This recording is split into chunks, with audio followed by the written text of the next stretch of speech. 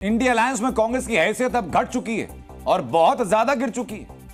सहयोगी दल कांग्रेस को ज्यादा भाव देने के मूड में नहीं है। जम्मू कश्मीर में जीतकर भी कांग्रेस श्योर नहीं कि उस सरकार में शामिल हो पाएगी या नहीं हो पाएगी। और वैसा ही उत्तर प्रदेश में, चूंकि उत्तर प्रदेश में भी यह तय नहीं कि कांग्रेस समाजवादी पार्टी के साथ मिलकर के उपचुनाव लड़ेगी या नहीं, क्योंकि जैसे उमर अब्दुल्ला ने किया वैसे ही अखिलेश यादव भी और कांग्रेस को कोई ज्यादा भाव देने के मूड में नहीं है।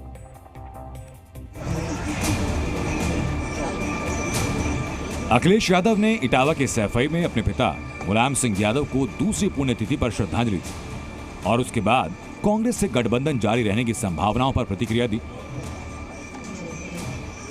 आज समय नहीं है उस पर चर्चा करने का, लेकिन इंडिया गठबंधन समाजवादी पार्टी और कांग्रेस का गठबंधन रहेगा।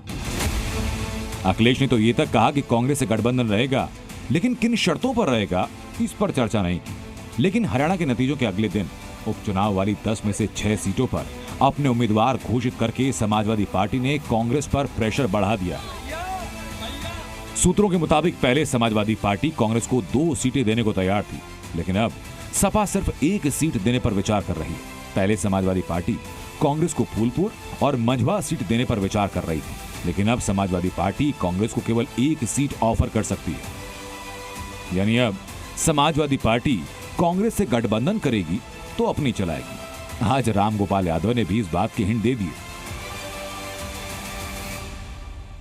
दुनिया आरोप लगा रही, मैं क्या आरोप लगाऊं? जहां जो जैसा हो ग्राउंड पे उस रियलिटी को सोच के अगर साथ रहेगा तो हमेशा गठबंधन बना रहेगा। गठबंधन को निभाना चाहिए, क्योंकि सीटें तो वो हमारी ही। हम दूसरी सीटों पर भी और घोषित कर सकते थे। पश्चिम में कुछ सीटें रह गई, कुछ उनमें भी हमारी हैं ही, 100% हमारी सीटें हैं, लेकिन 1-2 सीटें ऐसी हैं जो हम कांग्रेस को दे सकते गठबंधन धर्म को निभाने के लिए। हरियाणा के नतीजों ने कांग्रेस की हैसियत को इतना डाउन किया कि इंडिया अलायंस के सहयोगी दल अब उनसे अपना स्कोर सेटल करने में लगे हैं। समाजवादी पार्टी ने हरियाणा में कांग्रेस से 5 सीटें मांगी थी, कांग्रेस ने नहीं दी, तो अब समाजवादी पार्टी यूपी में कांग्रेस को 2 सीटें देने को राजी नहीं। हरियाणा में